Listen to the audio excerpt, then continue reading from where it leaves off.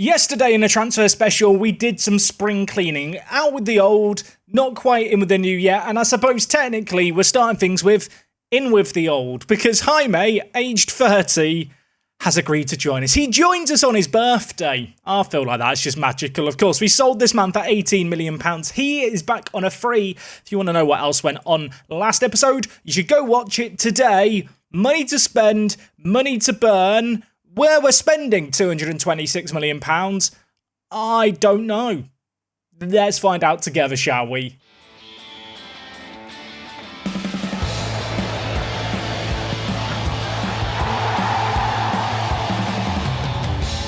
Yes, folks, I hope you guys are doing absolutely amazing. Welcome back to Part to Prem. I believe today is episode number 137, and much like last year, we approach the second half of the summer window with a fair bit of money to burn, and in fact, that amount of money is slowly going up because we've still got sales going on, like Santiago here, who is leaving us for £15 million. A good deal, I think. And with one swoop of the continue button, or one mash of the continue button, you don't really swoop on the space bar, do you? Look, Manasiev is also leaving the club. Could rise as high as £22.5 million. It's £11 million up front, a load in clauses as well. It's not as much money as I was dreaming of getting for him, but at the very least, we've doubled our money. There's a sell-on clause.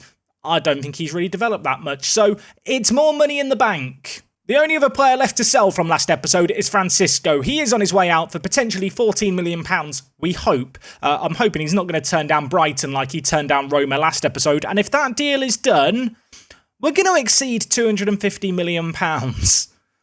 Yeah, it's quite a lot of money. Pleased to report, by the way, in the 2 years that Jaime was away from the club, he didn't forget how to play defensive midfielder. That might prove useful this year. There are a couple of players here that I am going to demote down a squad. Steve McDonnell was good for us last year, but I feel like he's probably better served in the under-21s. Of course, we did pick up Gordillo halfway through the year.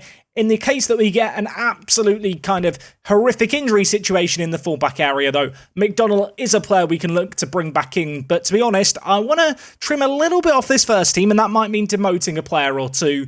Then we can really assess what we need to add. I am sat looking at Tejera, who has only just signed a new deal, thinking, last year you didn't make an appearance in the league. This year, you might just be making appearances for the under-21s. Would it be controversial? Maybe, but I'm going to do it. So I think this, at least right now, is what our preliminary best 11 looks like. Our first team squad size now, with those demotions, is 23 players. I think in terms of shopping list, I'd like to get in a young centre-back option who can be that emergency backup that kind of exceeds what Tejera has to offer longer term. Someone who is good, hot prospect, but, you know, someone who isn't going to have to play it game in, game out. Elsewhere, midfield-wise, I know we've added Jaime. I would like to sign another player who's a bit similar to Jaime and a little bit younger. Someone who is versatile down the spine of the team, potentially with the ability to play in the wide areas. Besides that, though, there's not a ton else I feel like we have to add. It's kind of going to come down to what super exciting players are available. Whilst we have sold a few players from the under-21s, there is the likes of Vincic here, who I think could offer something to the first team if we decide we don't want to loan him out. The kind of player who you could promote to the first team, have as a backup, but actually I think for a year or two at least he would be better served by just playing regular under-21s football. Ignacio Perez was out on loan last year. I want to get this guy another good loan spell, I think. Again, a player who's perhaps not quite ready for the first team, but has a ton of potential and is certainly ready for regular first team football elsewhere. In fact, you know what? While we're here, we'll offer him out and see if we get any offers. Maicon Costa will be available for the first team, but I have also made him available for the under-21s. Given the fact he is our third choice goalkeeper, that feels sensible. Elsewhere, though, in the case of an emergency, Edamar is someone who we could possibly promote to play wing-back. Liam Fenton is a player who is good in the wide areas, who, again, in an emergency, could just be promoted to play. Because of the ages of these players, they don't have to be registered for most competitions, which is quite nice as well. And of course, a little way down here, one of the players who I think who has the best potential of all our youth intake players, Steve McDonnell, was regularly playing in the first team last year, didn't really shine. This year, at least to start the season, I'm going to stick him in with the under-21s and see how his development goes. If he's stagnating a little bit, we might look to loan him out in January. On the flip side, if we're having a load of issues with injuries and stuff, I would feel pretty confident promoting him to the first team to be a backup again. So West Ham were relegated last year, and last episode you might remember we looked at Luke Steer. Having just discussed the need to maybe bring in a fifth choice centre-back option, I am looking at Steer here thinking he could be a really, really good longer-term centre-back option, someone we could bring in to be a bit of an understudy, to be a backup, young English player. £39 million a few years ago would have been a crazy sum of money to drop on a player like this. But I look at his quality, I look at the tendency we've had to sign young English national team players. He's playing really regularly for the under-21s. I wonder if he might be available to sign. Last year was playing regular first-team football in the Championship. I think I'm going to make a bid, you know. I feel like if this release clause due to relegation didn't exist, they would be asking for more money just because of English tax on players. And it's a gamble, it's a bit of a punt, but if our scouts are right with the potential, he is going to be absolutely phenomenal going forward. He's a bit like a baby Craig Sweeney, isn't he? Really, when you look at things here. He is like the mini-me version. I feel like this is good. That this is going to work. You can see we do have the England under-21 team scouted pretty excessively here. In fact, we'll scout it a little bit more. Though why not re-scout everyone? Of all the players in this team, Luke Steer is the player most highly rated by my staff. The next highest when it comes to potential is Ben Best here, who I don't think is anywhere near as good, to be honest, as Steer if we just compare the two of them. Yes, Ben Best is the best at defending. Everything else he's rubbish at. The only other player you can see here with 5 stars of potential is Sam Burke, who at 18 years old is good, but he does play for Man City. They value him at £61 to £75 million. That's too much. It is fun to see us still dominating as well, the England national team setup. I am just looking at the England team here thinking, is there anyone I would like to sign from this list of players? I mean, the bulk of the younger players are our own. The one player who isn't our own is Keith Spencer here, who, I mean, he's good, he's either-footed. He is that versatile attacking option that I discussed potentially a need for. I feel like we can do a bit better than him, though. I say that. He does have 3 caps for the England national team and 2 goals in his early 20s. But still, I think we can do better. When you compare him to Cadman, who's a year older, I mean, Cadman is clear, isn't he? I will concede they are different types of players. But still, I just want to make Cadman look good, really. I know I'm meant to be looking at attacking options, but it's just more fun looking at the youngsters available. I've got age at most 19 here, just looking at players that our scouts have looked at. Catalan was a player I looked at last year, but £100 million. That's not value in the market, is it? I am just looking through some of these youth options. There's none that are getting me that excited that are reasonably priced. We're sorting by ability here, and whilst there are some players with great abilities, the prices are absolutely mad. Rudder here is one of the cheaper options, and you can see why he's one of the cheaper options, because frankly, he's not good, so not interested. I'm now just looking at transfer listed players sorted by value to kind of see what might be out there. A few of these players I am pretty aware of. Players like Monsalve here playing for Tottenham, signed for Newcastle for £41 million. He's now transfer listed at £60 million. He's a good, versatile player, but he just doesn't really play any positions that make sense.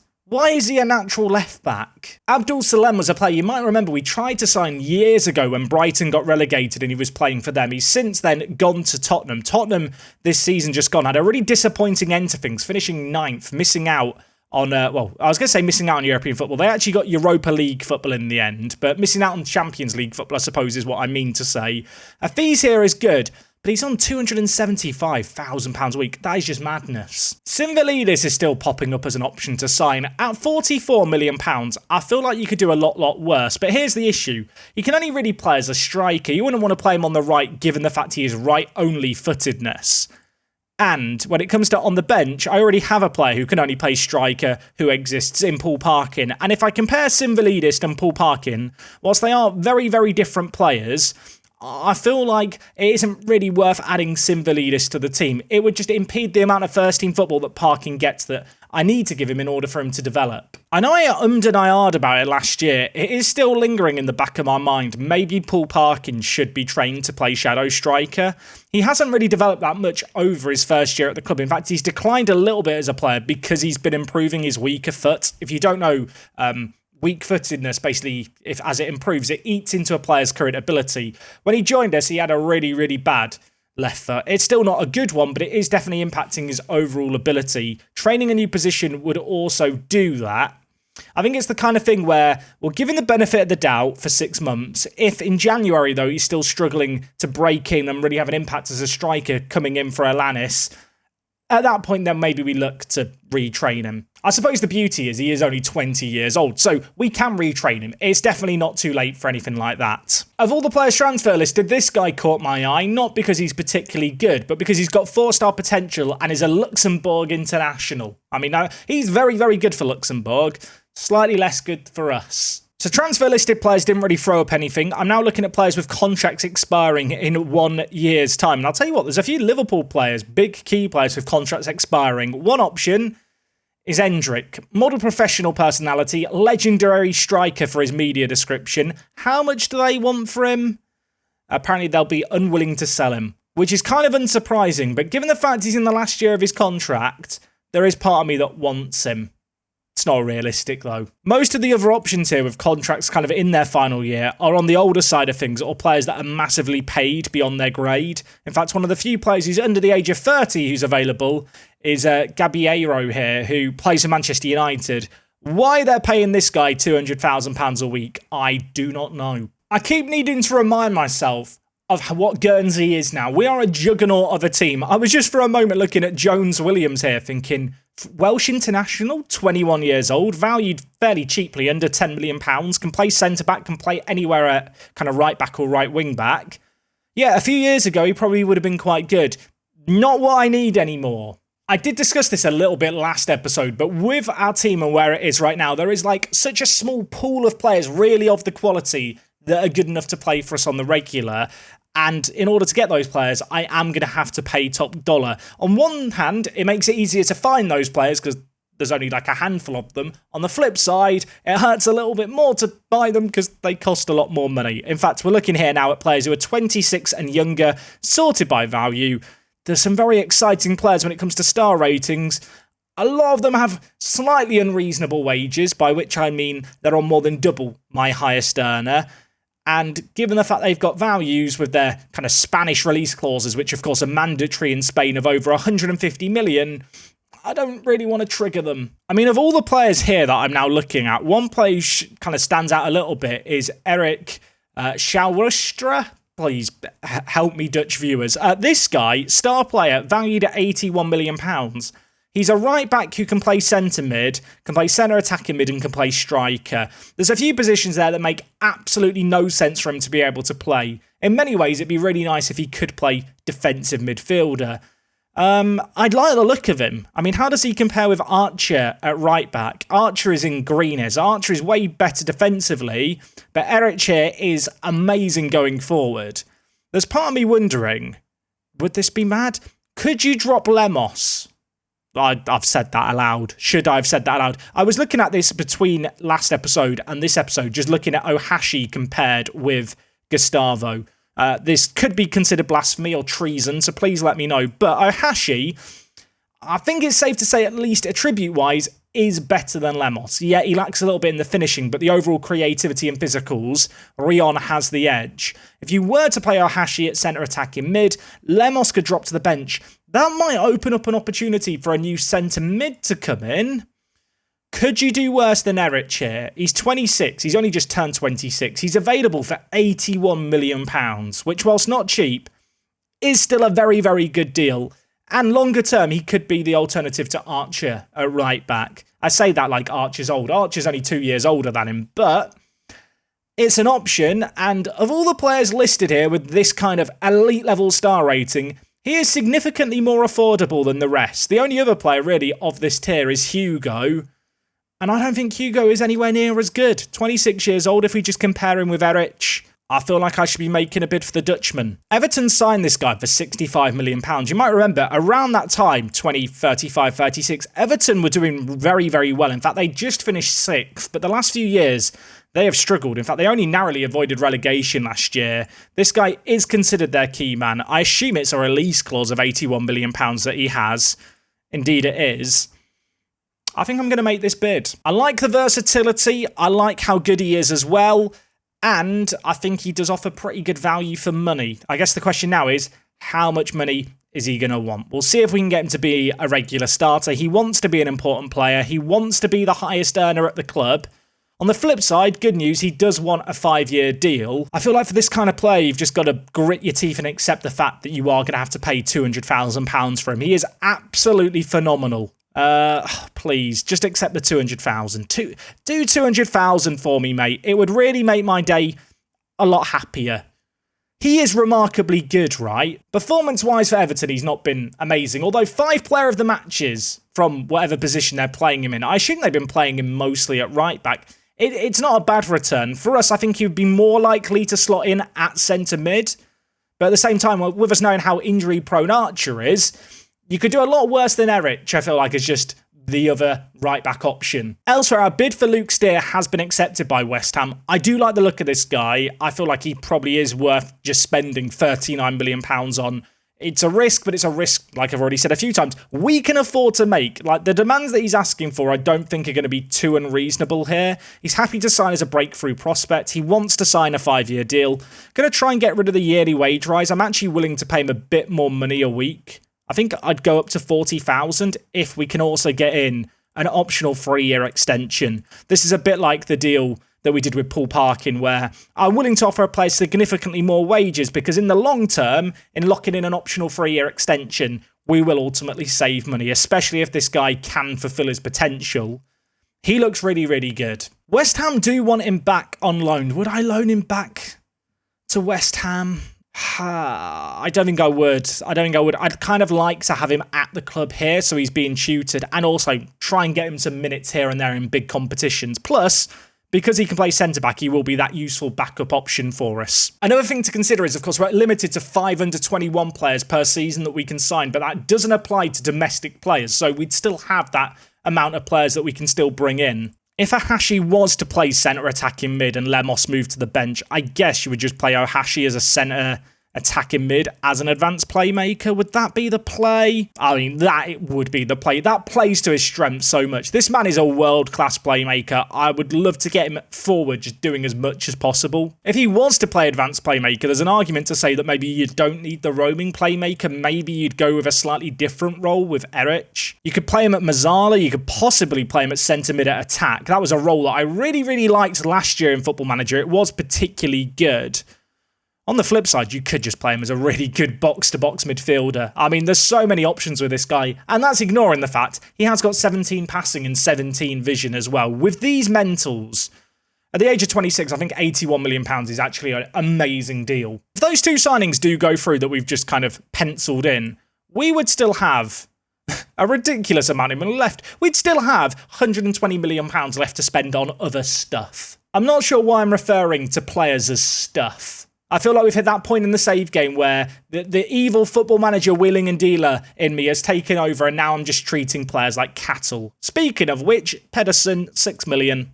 Off you go. If I was to go with this as my starting 11, I love the fact we have Sulla on the bench who can play on the right-hand side, cutting in on his left foot. You've got Weber, who is that left-sided option, cutting in on his right foot. And then Lemos just becomes this absolutely insane super sub centre attacking mid who we know can have an impact on games on off the bench. And then you've got Parkin up top. I mean, here's the thing. We're talking about the starting 11 that's on the pitch here. That is a scary front four. The options on the bench are equally as insane to the point where I'd feel pretty confident fielding them against any other Premier League team. Can't remember if I mentioned this last episode. I definitely recorded myself talking about it, but some stuff falls on the cutting floor. Rob Carlton, Champions League hero, he's going on loan to Barnet, our affiliate. Barnet needed a goalkeeper. He's going from playing in a Champions League final to playing in the National League. He's basically doing Prem to Park. Well, I say that. Actually, he's done Park to Prem, now he's going back to the Park. He's found his level. We'll see how he does there. Good luck, Rob. Okay, Francisco turned down the option to go play for Roma, who last year we played against in the Champions League. He's decided he wants to go and play for Brighton. I guess that has something to do with the game time, but at the same time, it does feel a little bit silly. Nevertheless, £14 million for him, plus 50% of any future sell on. Good opportunity, I suppose, at Brighton for him to go and get regular first-team football. Maybe a big team scout him and decide he's worth a punt. If that happens, we're going to get a nice kickback. Similarly to Carlton, another player who's leaving the club, I don't think I did talk about this one last episode, Habib. We picked him up on a free transfer from Manchester United, has not done a lot over the years. We brought him in to flip him on for some money. He's leaving us for £500,000. Once you include wages, don't think we've actually made any money on him. Okay, Luke Steer is going to join the club, £39 million on an 18-year-old. I mean, that isn't the most mad thing I've ever done. So bizarrely, despite how weird it feels, it's not actually that mad. Steer has joined the club. Fans consider him a B, has the potential to be a key player, potentially a Premier League standard player. I feel like when you see an English player this good, you just have to sign them, especially if they've got a release clause, which means you can get them for cheaper. Given the fact his guide price is £94 to £111 million, that's really making me want to believe he's going to have some insane potential. He is naturally a centre mid, but I feel like we just train him to play centre back, you know. I feel like he's got ball-playing defender written all over him. He really ticks a lot of the boxes here. We'll put an extra focus on his strength as well to help out with his jumping reach, but would expect some improvements to his physicals. Very excited to see how this guy develops. Just remembered as well, we can set up a new mentoring group. Jaime's here, influential player, professional personality. He was doing this for many years before. Now he gets to continue doing it. I'm going to add Luke Steer to this group.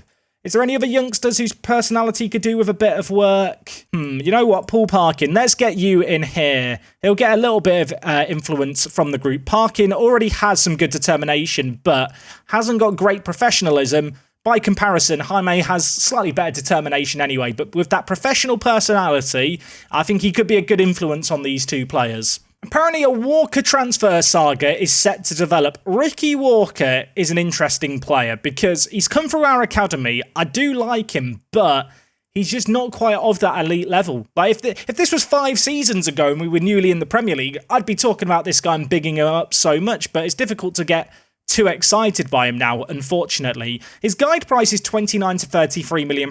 I did already offer him out for £30 million.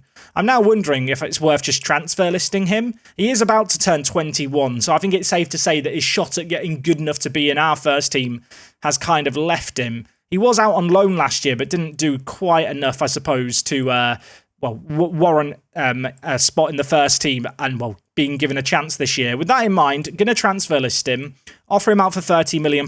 Let's see if there is actually any interest there. Love to see this as well. Hunyan's shown pleasing development. He'd be a leading player for most Premier League sides. I think that's a fair statement. And I did also spot here Parkin, apparently showing remarkable improvement.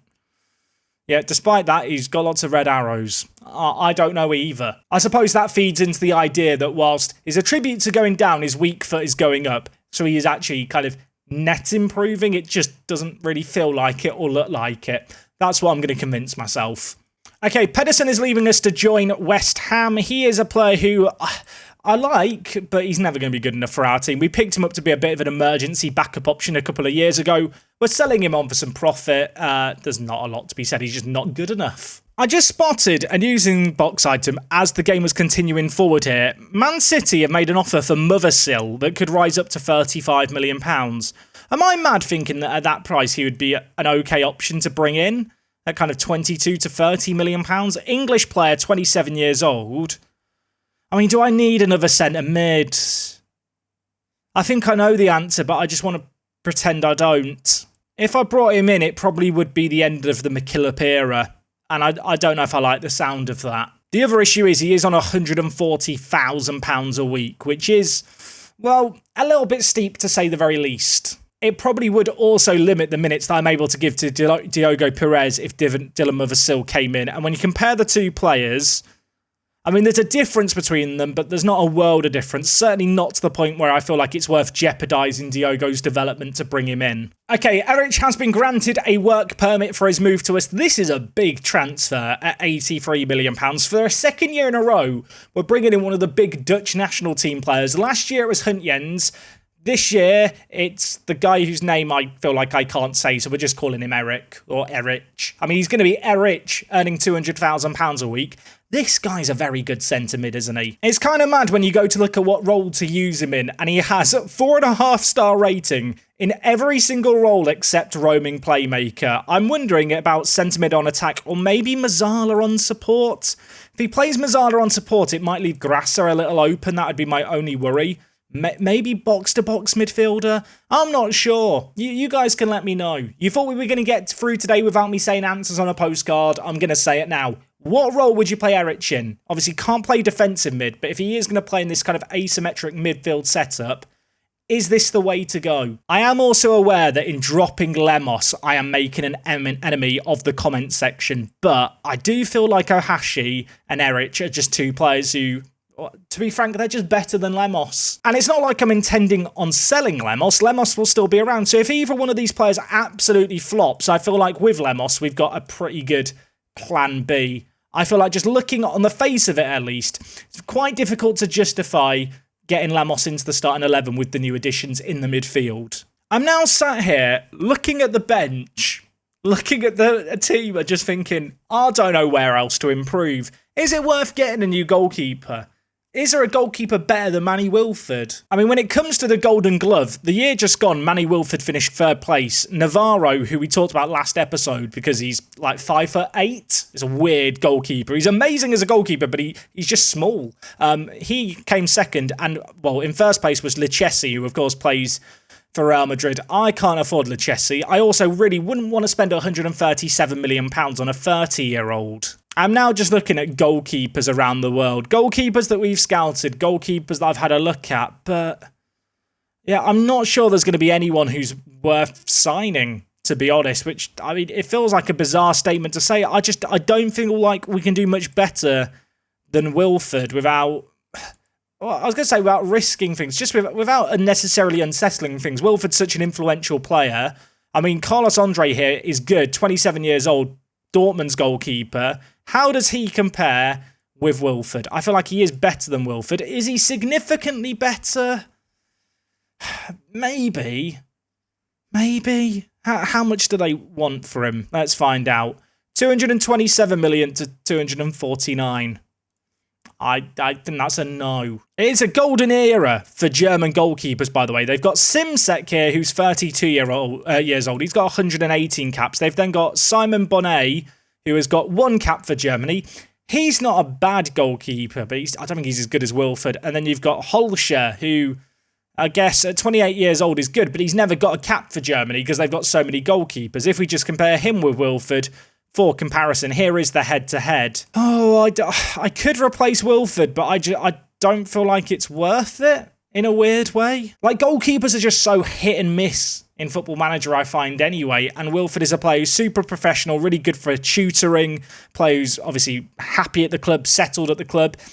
I know he hates important matches and he's injury prone, but I don't feel like he's ever really put a foot wrong. I'm sat here looking at this starting 11, looking at the options we'd have on the bench, and even the options you'd have kind of to bring onto the bench. Steer, of course, can play centre-back and centre-mid. McKillop is a versatile centre-mid option. Jaime can play up top. We do have a load of striking options. I mean, there's part of me that thinks, you know, if I needed a striker, I'd just promote Petar. In fact, I'm kind of tempted just to promote Petar to the first team. I'm really sorry to Petar. I keep promoting him and then demoting him. It's like he's doing the hokey cokey. You know, you put your right foot in, your right in, out, you shake it all about. Will he end up in the first team to start the year? Probably not. Our current first team size here is 26. I don't even know where to improve the team. I mean, is it just to sign a player who's a bit better than Weber? If someone exists, someone who could be the Cadman backup? That might be it, but even then, that feels like I'm doing Weber dirty. At the same time, would it be silly not to spend this money? Yeah, a little bit. It feels like it would be. There is a small part of me, and it's an egotistical part of me, that wants to sign Jerome Lasserre from Manchester City and see if I can do a better job with him than the AI's managed to do. Because, to be frank, at club level, he has done nothing for Man City.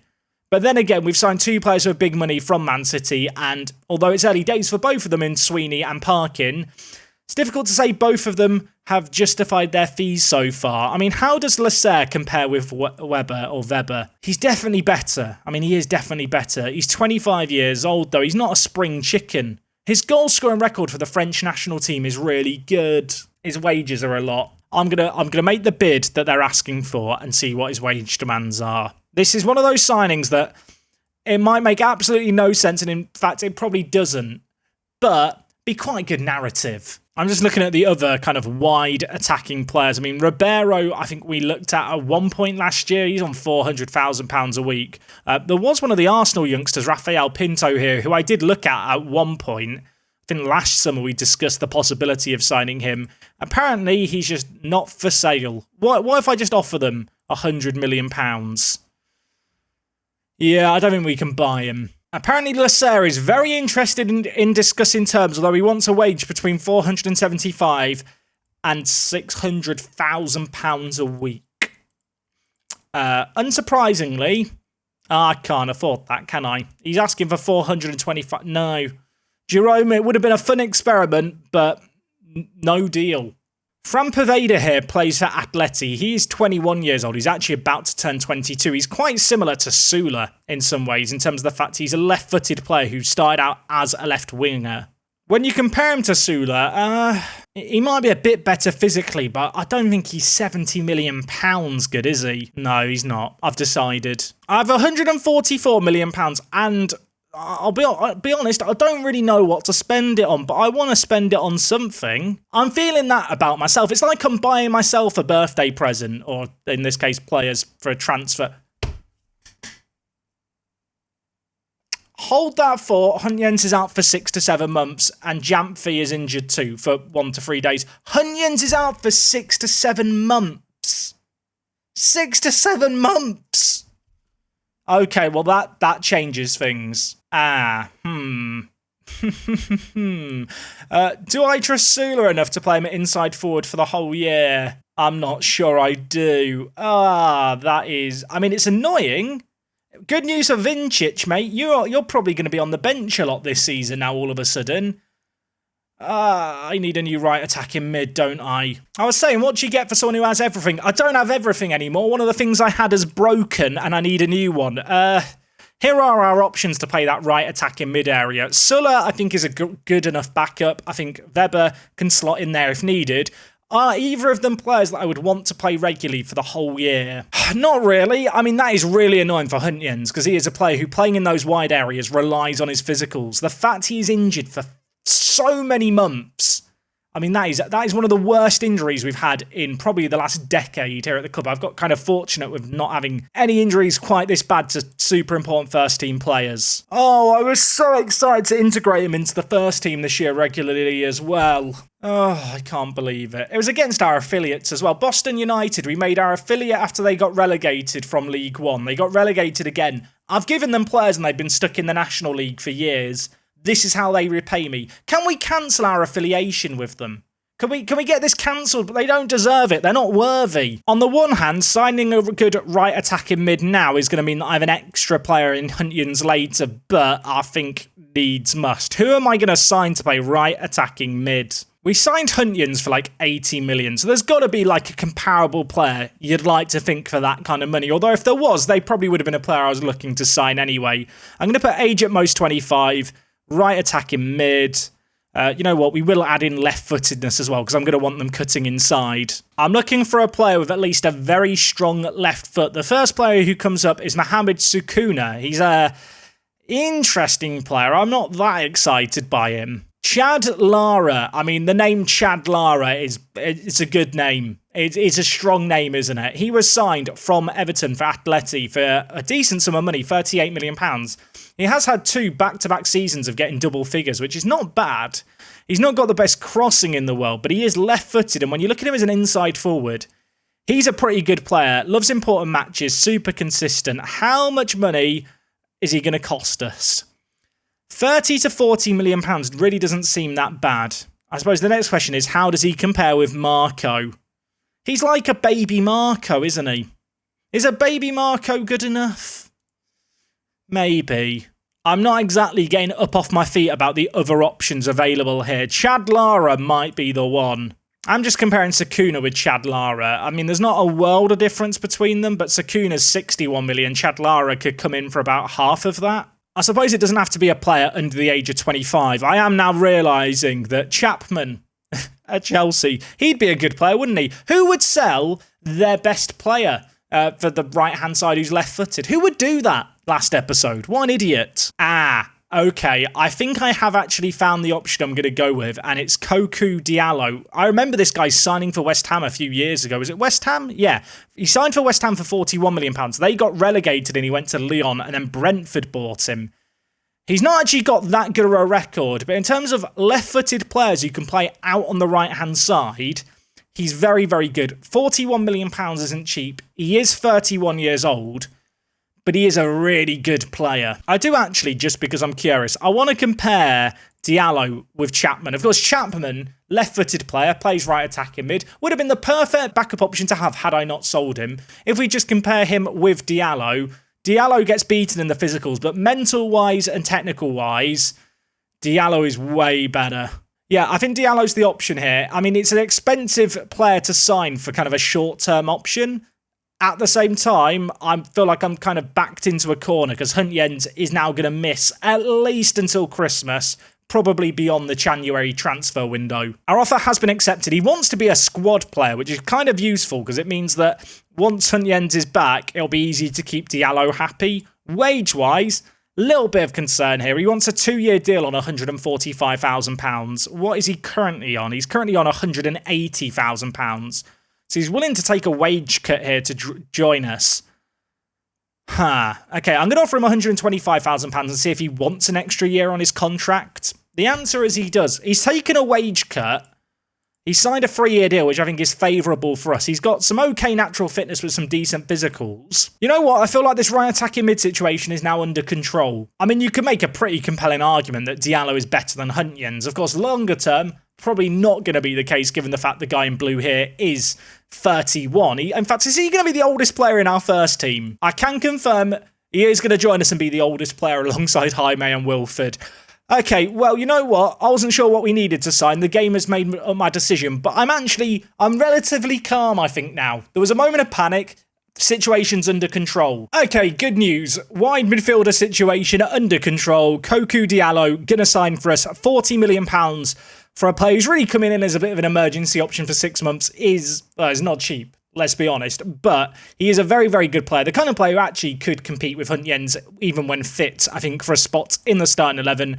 Represents some great value for money, really good overall ability, and he can also play centre defensive mid. He could play Regista if I need him to. As if I needed a more compelling argument to sign him. His best defensive mid role is Regista. He's the perfect player as far as I'm concerned. And with his signing, we're now up to a squad size of 24 for the Premier League. So I can only register one more player under the age of, or rather over the age of 21. Of course, under 21 players don't have to be registered. Here is the team to start the year. Is this a good team? Is it an improvement of a team? I mean, it was already a strong squad. I think what we've done this year really actually is just add a level of depth that didn't exist before. When you look at the bench, the players we've got here, when you look at the players that aren't even on the bench, there's some real quality here, which is really exciting to be able to see. We do still have over £100 million, but to be honest, I think if I was to make any signings now, I'd kind of just be making them for the sake of it. So rather than sign someone unnecessarily, I think our best bet is to hold on to our money, see how the squad performs to start the year. Unlike last year where we had no money in January to steady the ship, we would have some money if needed to really reinforce the squad. And on top of that, even if we don't spend this money, it's just going to roll into next season. We'll have even more money to spend next summer, which, I mean, that sounds good to me. Today's transfer special did feel a little bit weird just because we did quite a lot of progressing last episode and there isn't a load of spots to fill in the team anymore.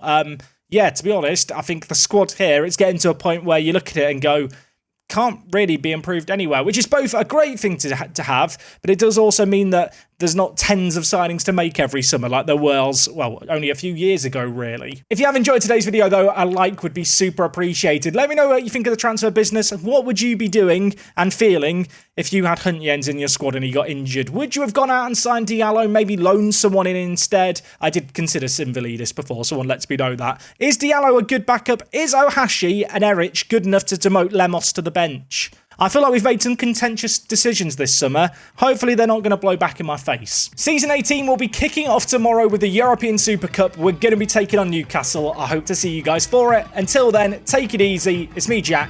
I'll speak to you all on the next one. I'm out.